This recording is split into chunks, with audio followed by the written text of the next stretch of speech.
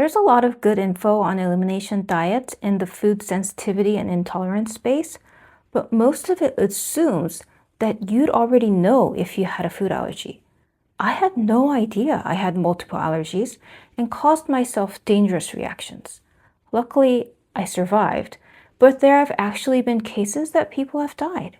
Yes, really. I do not want you to risk this, so let me tell you about this possibility. Who is more likely to be at risk, and how you can go about it as safely as possible. How is it possible that one cannot know even severe allergies? Whether due to chronic consumption, different allergies masking each other, or natural opioids, there are multiple ways this can happen. I have a whole video on this if you want to learn more. Ongoing consumption can possibly mask even severe reactions. Even if you are sure you don't have any food issues, don't just scarf down a whole serving when you reintroduce a food. I thought I would die when I tried it with milk. I had a severe reaction with vomiting, diarrhea, and nearly blacking out. By eliminating it for a couple of weeks, I had unmasked what was a chronic FPIES situation and turned it into an acute reaction. At least it made me never want to touch milk again, despite my lifelong love for all things dairy.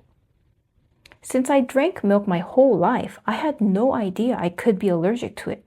I went to get testing after this reaction in disbelief. And yes, it was a positive on the skin prick test. So get allergy testing first. We don't want to test potentially life-threatening reactions at home. Do you have seasonal allergies, eczema, or asthma? Did you have childhood food allergy? Does your family have allergies?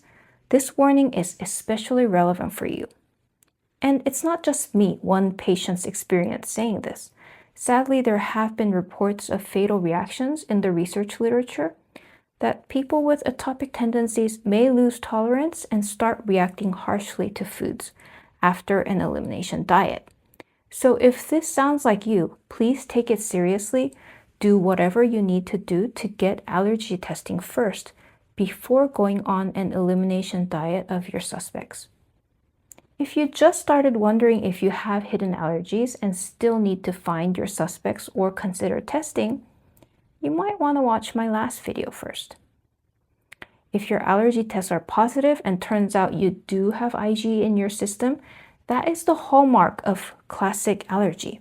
Do not attempt a challenge at home. You can eliminate your culprits and monitor how your symptoms change, but when you do want to test for tolerance, request an oral food challenge at the clinic. If they are negative, it just means you don't have IgE in your blood or skin at detectable levels. You still may have other mechanisms going on, whether local IgE or non-IgE mediated. Tests do exist for local IgE, although whether these are accessible to you may be a different story. If you suspect this might be a problem, you can learn more about them here. If you suspect that a food or foods with a negative test is causing you problems, you need to do an elimination diet to know for sure. First, make a plan of which suspects to test. Think through how you will replace them in your diet for at least 2 weeks. To avoid unexpected complications, postpone any plans to eat out and avoid all processed foods if possible. Think about how you can create meals from fresh ingredients. This change is hard enough as it is, so try to keep the meal simple. Unless you are on a keto diet or something, you probably want a protein, a carb, and veggies on your plate. What options are you going to have for each? Grocery shop. It can be a bit boring, but keep the seasoning simple too. Start with salt. Sauces and such can be a hidden source of problems, so double check before adding them.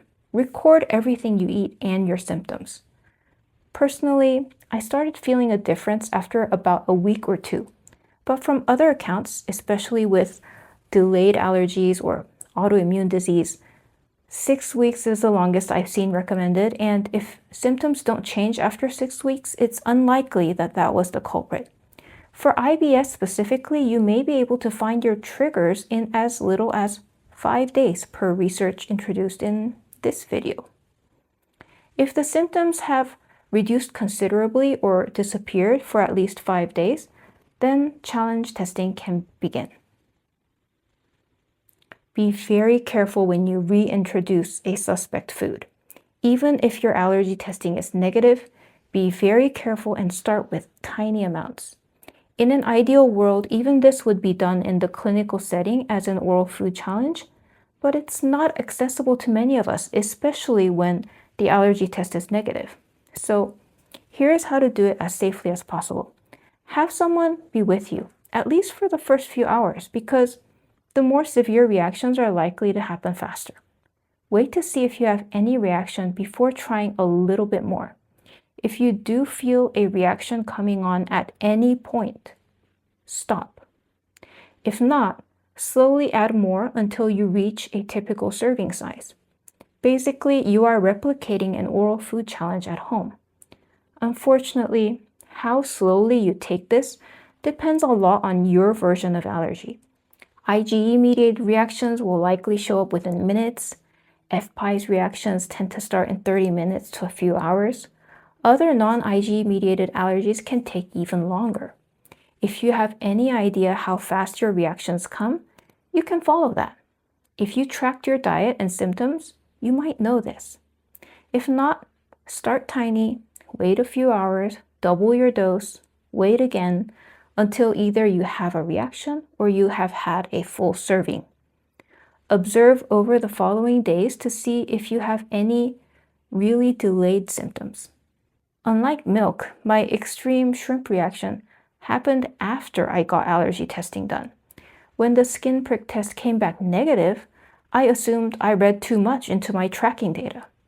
Getting the constant vibe that patients are much more likely to overdiagnose themselves didn't help either. I fried up some shrimp that was sitting untouched in the freezer.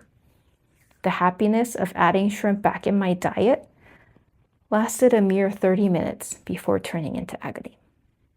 And as I shared in my second FPIES video, even if it is a non-IgE-mediated allergy, you may still be sensitive to small amounts. An elimination diet and challenge is literally a big challenge to fit into your life. But the fact that you are even considering this means you have an issue bothering you enough that you are willing to try. I'm under no illusion that this would be the answer for everybody, because it's not. But even if it's not your answer, if you gave it a fair shot, that is a valuable data point. You can now rule out that suspicion with confidence and go towards other possibilities. I just don't want you to repeat my dangerous trial and errors. Learn about it as much as you can. There are good resources out there. If your answer does happen to be found by an elimination diet, you've essentially found a cure that you can control. For me, it was so worth it, as it was the key to completely turning my health, even my mental health, around. So thanks for watching today, and I'll see you again next time.